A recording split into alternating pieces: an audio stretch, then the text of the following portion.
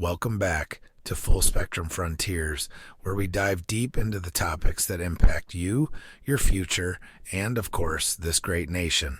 I'm your host, Bennett Tanton, and today we're going to be tackling a question that's at the heart of the United States right now. Is it time to move back toward a more decentralized government? Now, I know what you're thinking. Bennett, isn't the federal government supposed to have our back? Well, yes. But there's a fine line between having our back and weighing us down. Look, we all know Uncle Sam can be a little, let's say, overbearing. The federal government has its fingers in a lot of pies: healthcare, education, law enforcement, you name it. But what if I told you that there's another way? A way where we take power out of Washington's hands and put it back where it belongs, into the hands of the states and local governments. Today, we're going to explore this idea of decentralization. And no, it's not just some libertarian fever dream. There are real-world examples, real benefits, and, yeah, a few bumps along the way that we need to talk about. Before we dive in, I need a small favor from you. If you enjoy the show, if you get something out of what we discuss here, do me a solid and hit that subscribe button, leave a review, and share it with your friends. The more we get the word out, the more we can spread these ideas, and hey, who knows, maybe we'll help shape the future of the country. Now let's get into it.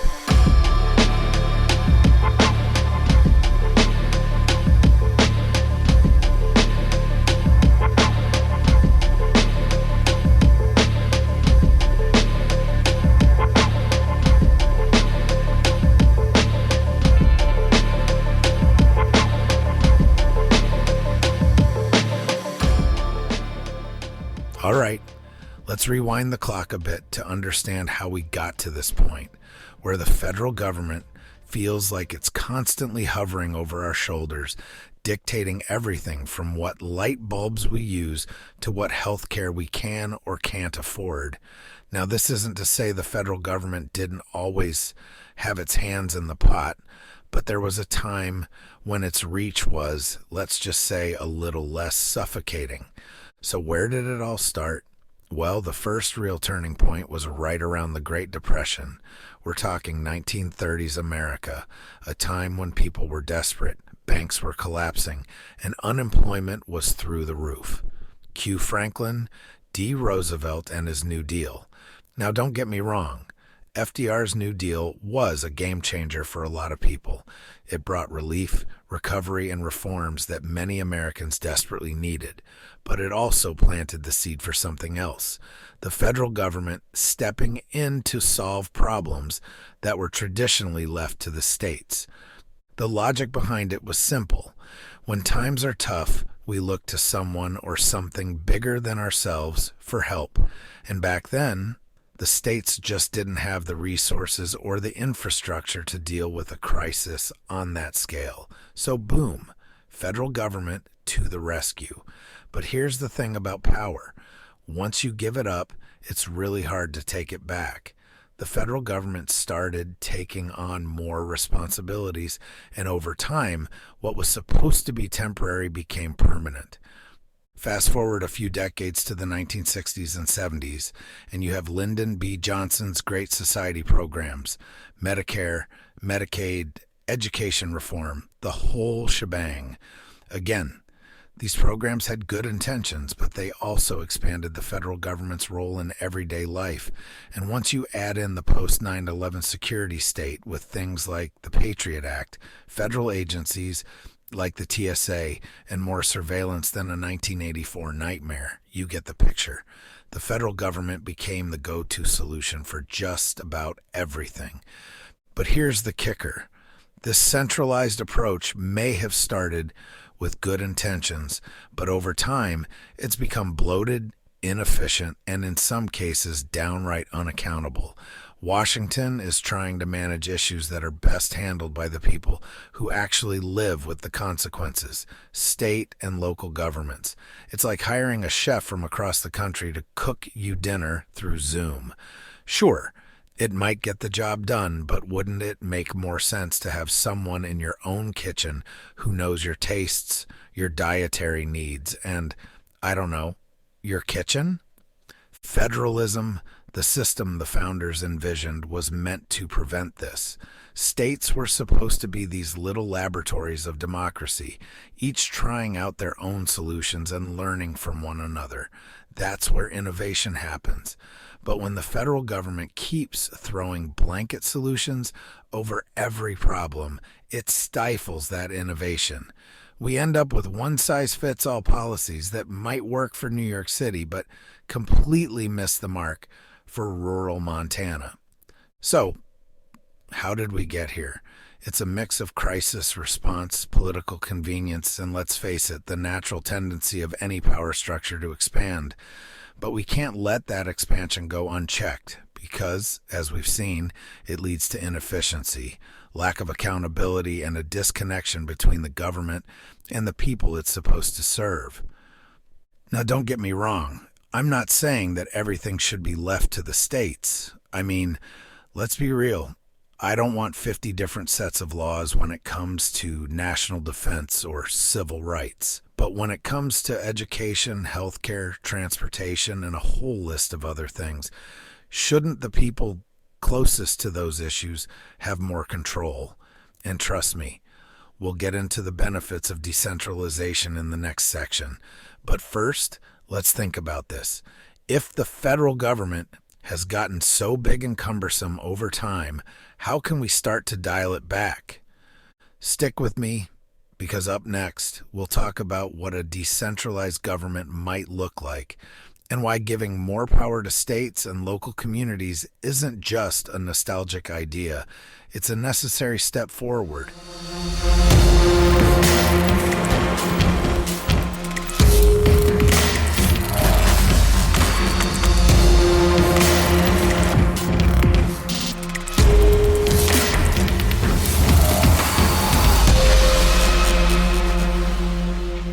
All right, now that we've unpacked how we got into this mess, let's talk about what decentralization would actually look like in practice. And no, I'm not talking about a Wild West free-for-all where every state is its own mini-country. What we're talking about is empowering states and local governments to handle issues they're closer to, and honestly, probably better equipped to deal with. Think about it like this. Washington, D.C. is over 2,000 miles away from where I am right now. That's a long way for someone to make decisions about the things that affect my day-to-day life. The federal government, as it stands, is trying to juggle the needs of everyone in all 50 states. And no matter how many committees, think tanks, and task forces they throw at it, they're not going to get it right for everybody. Why? Because the challenges people face in Texas are different from the challenges people face in Vermont.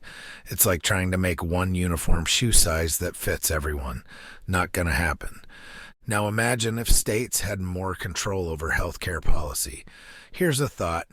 What if California wants to push forward with a more progressive, universal healthcare system, but Texas wants to keep things more market-driven? Under a more decentralized model, both states could do exactly that, and they'd be free to experiment with policies that fit their populations. If California's system works, great. If it doesn't drag the entire country down with it. Meanwhile, Texas might come up with its own innovative solutions. The point is, states become laboratories for democracy again, as the founders intended. You get different models, different ideas, and more competition to see what actually works. Here's another example, education. Now, we've all seen what happens when federal guidelines get pushed down onto local schools. It's cookie-cutter education with standardized testing that turns our kids into numbers on a page. But what if states could take the reins and craft educational programs that meet the specific needs of their populations? You'd have schools in rural communities focusing more on vocational training that leads directly to jobs in agriculture or manufacturing. Urban schools could focus more on tech and innovation. Why are we trying to force every school to be the same when every community has different needs? And don't even get me started on transportation. If you've ever driven through a pothole in one state only to hit a perfectly smooth highway in another, you know exactly what I'm talking about. Now imagine if states could handle their infrastructure needs based on their specific challenges without waiting for the federal government to approve a 10-year plan that only gets halfway done before another administration sweeps in and changes priorities. We've all seen those bridges that are under construction for what feels like decades. Let's stop pretending DC knows best when it comes to local infrastructure. But here's the thing. This isn't just about giving states more power for the sake of it. It's about accountability. You see, the bigger and more centralized a government becomes, the harder it is to hold it accountable. The people making the decisions are so far removed from the everyday lives of the citizens they govern that it's easy to lose sight of what's really needed. By decentralizing, we're putting decision-making power back in the hands of local leaders who are far more responsive to the people they serve. If you don't like what your local government is doing, guess what? You can walk right into a town hall meeting and make your voice heard. Try doing that in DC and see how far you get. And let's not forget the beauty of competition. When states and localities have the power to set their own policies, they'll naturally compete to attract residents and businesses. Want low taxes? Move to a state that values fiscal conservatism. Want social programs? Head to a state that emphasizes public welfare. People can vote with their feet, and that kind of freedom forces states to stay innovative and accountable. It's survival of the fittest, but with a healthy dose of democracy mixed in. Now, I know what you're thinking. Bennett, this all sounds great in theory, but how does it work in practice? What about federal programs that people rely on? What about the stuff only the federal government can do? Fair questions. I'm not saying we throw the baby out with the bathwater here. The federal government still has its role, national defense, interstate commerce, civil rights protections. These are things that require a unified approach. But do we really need DC making decisions about everything? Do we really need them telling us how to run our schools, build our roads, or handle our health care? In a decentralized system, the federal government could step back from micromanaging domestic policies and focus on the things only it can handle. Imagine how much more efficient things could be if Washington wasn't bogged down by the minutia of state-level issues. States could experiment, innovate, and implement policies faster and more efficiently than a massive federal bureaucracy ever could. But hey, there are challenges, no doubt about it. It's not going to be all rainbows and sunshine, and we'll get into that in a minute. But before we do, let's take a step back and ask ourselves this. Would you rather have decisions made by someone 2,000 miles away who's never stepped foot in your town, or by someone who lives in your state and knows the unique challenges your community faces? Because at the end of the day, decentralization isn't about taking power away from the federal government. It's about putting power back where it belongs, with the people.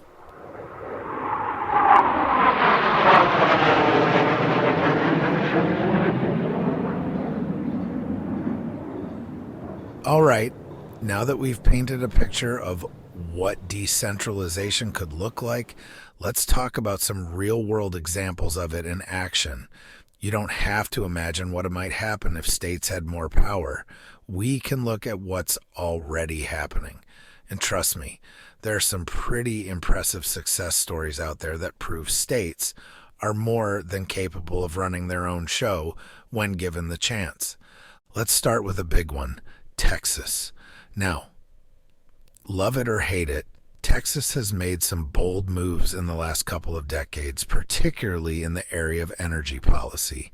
Unlike many states that rely heavily on federal regulations and subsidies, Texas has its own independent electrical grid. That's right. The Texas power grid operates separately from the rest of the country's, and for the most part, it works. The state's ability to manage its own power generation and infrastructure means they're not beholden to federal mandates that may not fit their unique needs. Texas has invested heavily in both oil and gas, but here's the kicker. They've also become the largest producer of wind energy in the U.S. That's right. Texas leads the way in renewable energy without a one-size-fits-all federal policy breathing down their neck. Now, before anyone jumps in and says, but Bennett, what about that grid failure in 2021 during the winter storm? Yes, that was a massive failure, no denying it, and it highlighted some real vulnerabilities in their system. But guess what? Texas took the hit, and now they're making changes to strengthen the grid without waiting for federal intervention. They learned from their mistakes and are actively addressing the issues. The point here is that when states have more control, they're not immune to failure, but they're also quicker to adapt, innovate, and fix the problems that arise. Texas may have stumbled, but they're getting back up on their own terms. Next up, let's talk about Colorado, specifically their approach to marijuana legalization. Now, whether or not you agree with marijuana legalization isn't the point here. The point is that Colorado took the reins, legalized it in 2012, and became a test case for the rest of the country. They set their own regulations, taxed it, and now they're bringing in over $2 billion in tax revenue, which they've reinvested into education, healthcare, and public services. And let's be honest, did the sky fall? Did society collapse into chaos? Not exactly. Colorado proved that states can handle significant policy changes without the federal government stepping in to hold their hand. But the beauty of decentralization is that while Colorado chose to legalize, other states like Idaho or Nebraska have taken a different path, keeping marijuana illegal, and that's the point. States get to decide based on what fits their populations. Colorado didn't force its decision on the rest of the country, and states that haven't legalized it aren't forced to follow suit. This is decentralization working exactly as it should. States crafting policies based on their own values and needs without a federal mandate looming over them. Let's shift gears and talk education. Florida has been making waves in recent years with its approach to school choice. Governor Ron DeSantis has been pushing for education reforms that give parents more control over where their kids go to school, whether it's through charter schools, voucher programs, or other forms of school choice. Now, say what you want about DeSantis, but Florida's education system is rapidly becoming a model for other states looking to shake up their own systems. By giving parents options, Florida is creating competition within the education space, forcing schools to up their game. If a school isn't delivering, parents can take their kids and their funding somewhere else. That's the kind of accountability we need more of in this country. Compare that to states where education is still dominated by a bureaucratic, top-down approach, and you'll see the difference. It's like comparing a sleek, nimble speedboat to a lumbering cruise ship. One can adapt and change course quickly. The other is stuck on its slow, predetermined route. Florida isn't waiting for the federal government to solve its education problems, and they're not afraid to try something different. And if it works, great. If not, they'll pivot. That's the beauty of decentralization. Another area where we see decentralization at work is in criminal justice reform. Take states like Oregon, which has decriminalized small amounts of drugs, or California, which has implemented major reforms to reduce prison populations. These states are experimenting with policies that reflect their population's values and needs.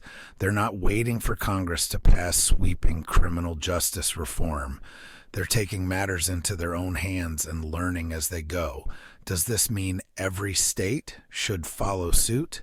Absolutely not. But the point is that decentralization allows for these kinds of experiments where states can try different approaches and see what works. And hey, let's talk about North Dakota while we're at it. This state might not make national headlines all the time, but North Dakota's approach to economic growth through its oil boom is worth mentioning. The state leveraged its natural resources, kept taxes low, and attracted investment without waiting for Washington to give them the green light. As a result, they've seen a surge in job creation and economic prosperity that rivals much larger states. North Dakota didn't sit around waiting for federal policies to dictate their economic future. They grabbed the reins and steered their state where they wanted it to go. So what's the takeaway from all of this? Decentralization isn't just a theory.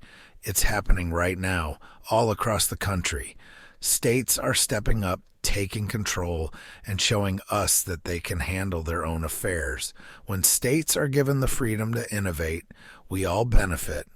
What works in one state might not work in another, and that's okay. The beauty of decentralization is that it allows for diversity in governance. It lets states become these little policy laboratories where ideas can be tested, refined, and even copied by other states if they work. But, and here's the kicker, this only works if the federal government steps back and lets the states do their thing. That's the balancing act we need to find. So if decentralization is already working in some areas, what's stopping us from expanding it further? Stick around, because up next we're diving into the challenges of decentralization. It's not all smooth sailing, folks, and we've got to address the potential pitfalls if we want to make this work.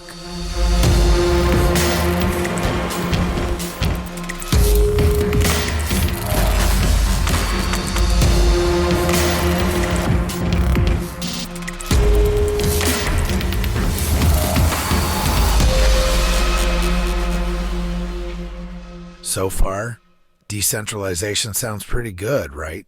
States taking control, solving problems on their own, and learning from each other. But, and there's always a but, there are challenges, and I'm not going to sugarcoat them. Like any idea, decentralization isn't without its bumps in the road, and if we're serious about moving in this direction, we need to face these head-on. Federalism versus federal overreach.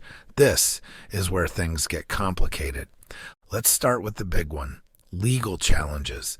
It's all well and good to say states should be able to do their own thing, but the fact is, we live in a system where federal laws are supposed to be the supreme law of the land. Ever heard of the Supremacy Clause? It's the part of the Constitution that says federal law trumps state law when there's a conflict, and that's not necessarily a bad thing. You don't want every state to have its own rules when it comes to, say, national defense or civil rights. But the problem is, over the years, this clause has been stretched to cover areas where it probably shouldn't apply. What started as a way to keep states from infringing on fundamental rights has now become a catch-all justification for federal overreach into areas like healthcare, education, and even environmental regulations.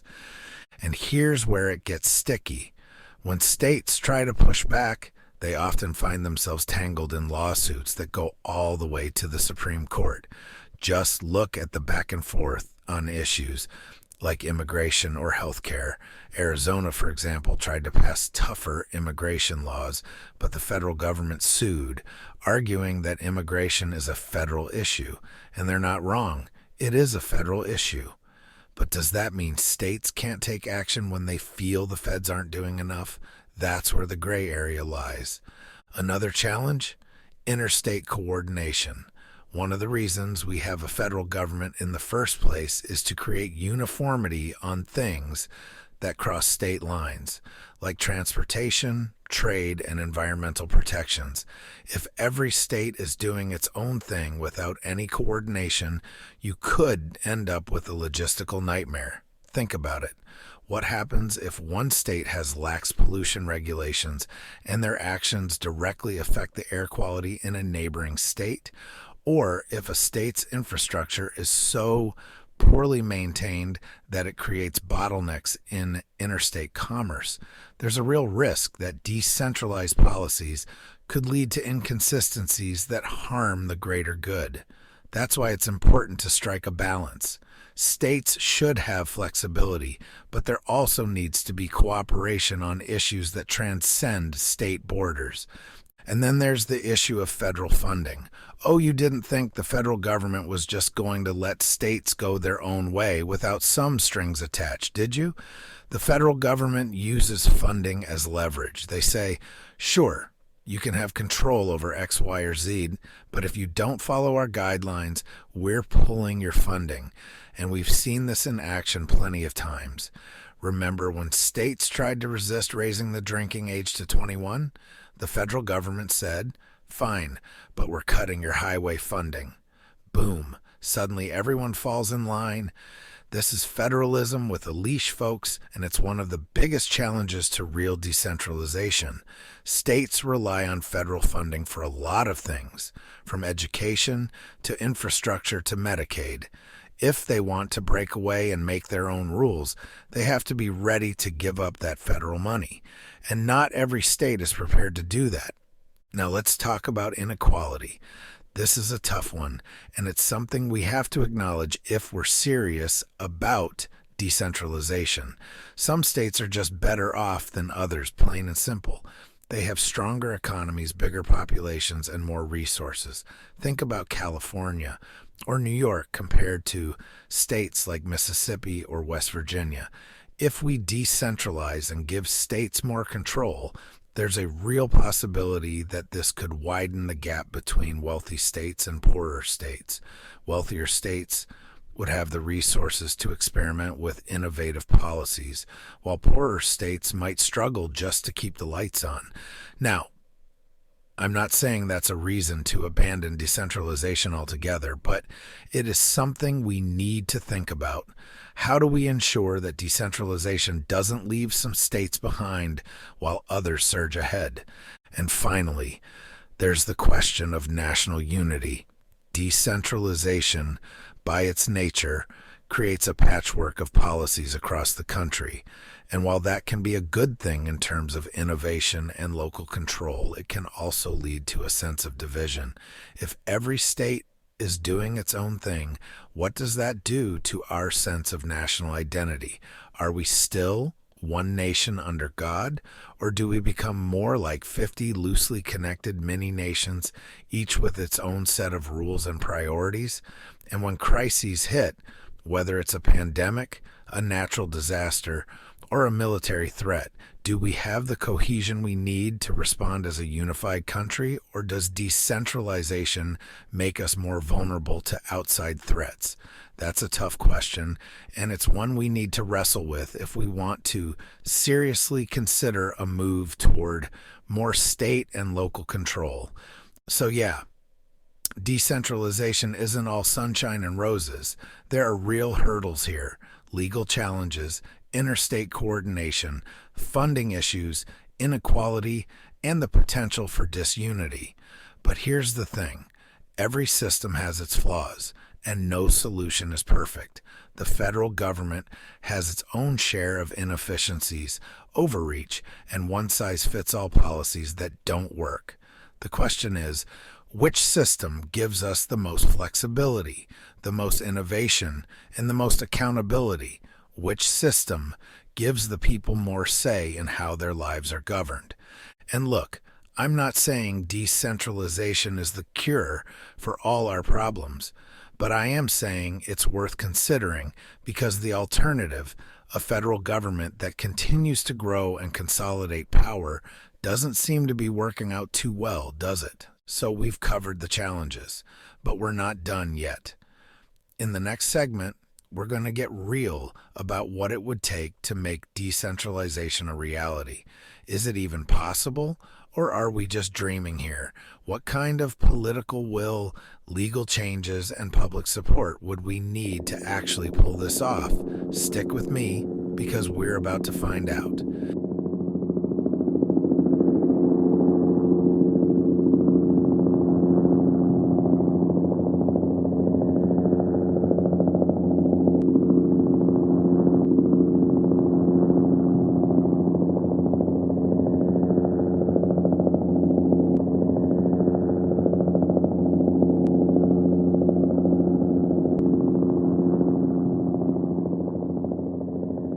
We've covered a lot of ground today: how federal power has expanded, the case for decentralization, some real-world examples, and the challenges we'd face in shifting power back to the states. But here's the million-dollar question. Is decentralization even realistic? What would it actually take to pull this off? Let me start with a reality check. Moving toward a more decentralized government isn't going to happen overnight. It's not something we can snap our fingers and make a reality by tomorrow. In fact, it's going to take time, a lot of effort, and probably more political will than we've seen in a long time. But that doesn't mean it's impossible. It just means we need to be smart about how we approach it. First and foremost, public support is key. You can't decentralize the government if the people don't want it. And let's be honest, right now, the average person probably isn't sitting around thinking about federalism, states' rights, or constitutional law.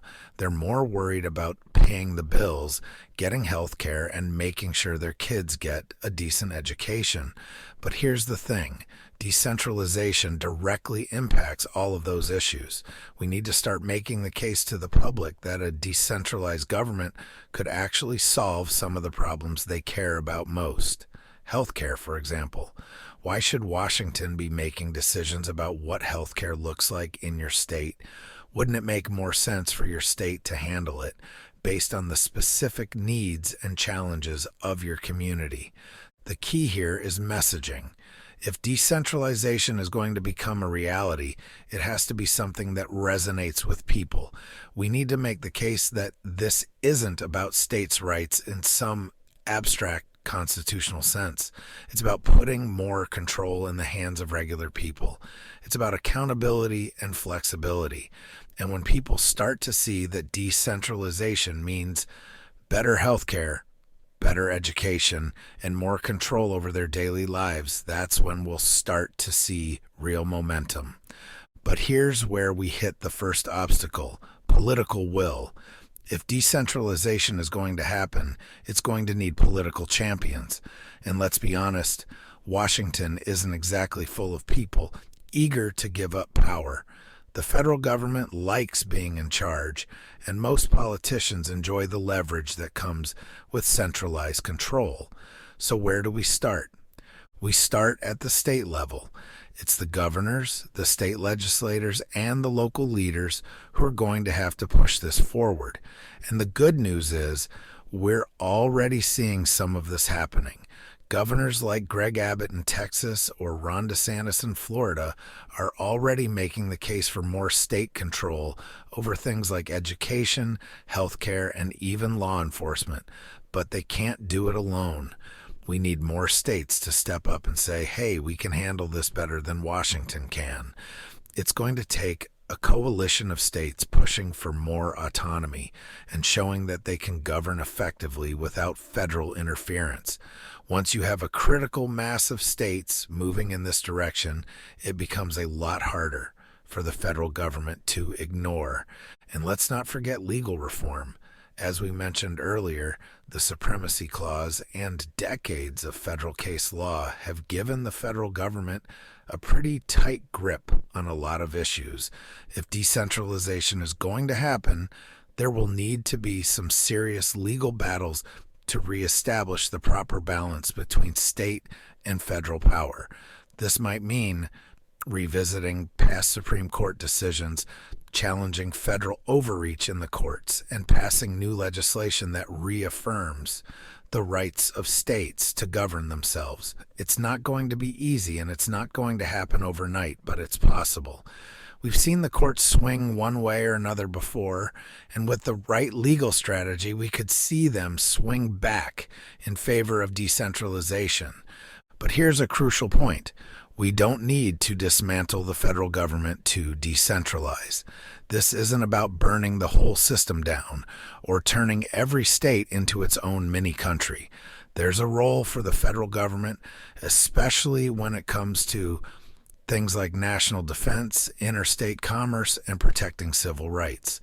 What we're talking about here is a more balanced system, where the federal government focuses on the things only it can handle, and the states take over where they're best suited. It's about shifting some of the responsibility, not all of it. Take healthcare again as an example. What if we had a system where the federal government set a basic framework, like ensuring protections for pre-existing conditions, but left the actual implementation up to the states? You could have states like Massachusetts experimenting with universal health care, while others like Florida could focus on market-driven models. The beauty of this system is that we get 50 different laboratories of democracy working simultaneously, and we'd see pretty quickly which models work and which don't.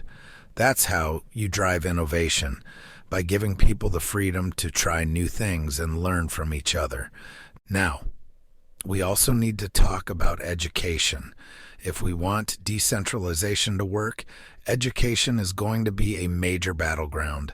Right now, too many schools are tied down by federal mandates and testing standards that don't make sense for every community. But education is one area where states can really lead the way.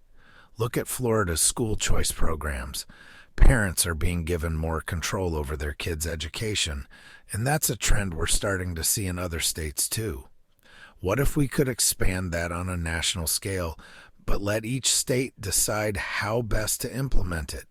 We'd see more competition, more innovation, and, most importantly, better outcomes for students. And that brings us to the final piece of the puzzle: culture. For decentralization to work, we need to foster a culture of localism. People need to start thinking less about what Washington can do for them and more about what they can do for themselves, their communities, and their states. It's not about isolation or division, it's about empowerment. Decentralization won't work if we still have a mentality of relying on the federal government to solve every problem. It will work when we take pride in our local governments and demand more accountability from the people who are supposed to represent us. So, is decentralization realistic? Absolutely. But it's not going to be easy. It's going to take public support, political will, legal reforms, and a cultural shift toward localism. But if we can pull it off, we'll end up with a system that's more flexible, more accountable, and more responsive to the needs of the people.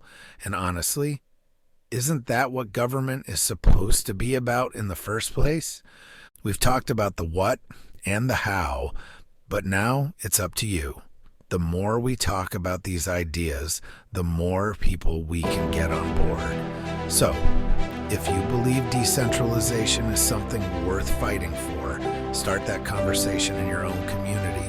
Push for local solutions, and let's show the rest of the country what's possible.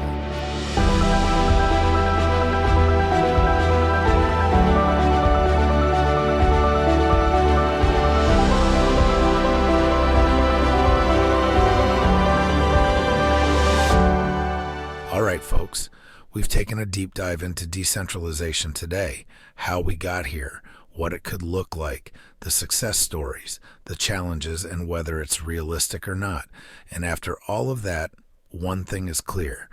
Decentralization isn't just some abstract political theory. It's a real, tangible way we can put power back in the hands of the people and make government more responsive, more efficient, and more accountable. But as I said earlier, this isn't going to happen overnight. It's going to take people like you getting involved, having conversations, pushing for change at the local and state levels, and demanding that your leaders step up. Don't wait for Washington to fix everything. They've shown us time and again that they're not equipped for it. Start where you are. Whether it's healthcare, education, or infrastructure, push for local solutions that work for your community. This is how we take back control, one step at a time. If today's episode got you thinking, if it fired you up, or if you learned something new, do me a favor. Hit that subscribe button, leave a review, and share this episode with someone who needs to hear it. The more people we can reach, the more momentum we can build toward real change. I'm Bennett Tanton. and this is Full Spectrum Frontiers. Thanks for spending your time with me today. Stay strong, stay engaged, and most importantly, stay informed, because in the end, that's what will keep this country moving forward. Not just the people in Washington, but each and every one of us out here on the frontiers of change. Until next time, take care and keep pushing the boundaries. It's just you, me, and the odds. We stuck together, we two peas in a pod. You dealt a bad hand, I'm there seizing the cards. We'll never be separated till we see in the gods. We've been low together, high forever. Long as we go together, we'll die whenever. Be a light, couldn't let the darkness try you ever. Truth in my word, you I lie to never. And when the world gets a little too hard, wipe your eyes, put away your sorrow. When it's war, I'll be leading the charge, and I'll be still fighting for you tomorrow. Yeah, even with a blindfold or in different time zones, could find my way to you with my eyes closed. There's nothing between us. Go to Mars or Venus, stand in front of every one of them rocks, they slimming and beating shit. Yeah. In the fiercest battle, I'll defend you. From all these arrows in the sword I will keep you from danger. Let me be your shield. Yeah, let's go.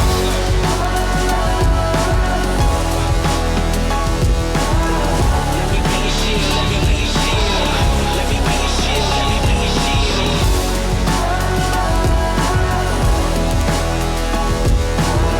Let me be your shield, let me be your shield. Let me be your shield, let me be your shield.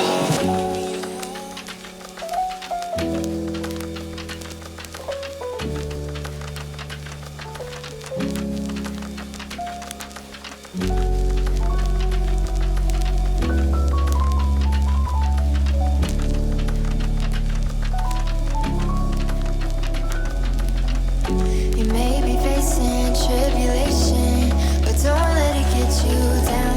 What I'm saying may take patience, but you're gonna make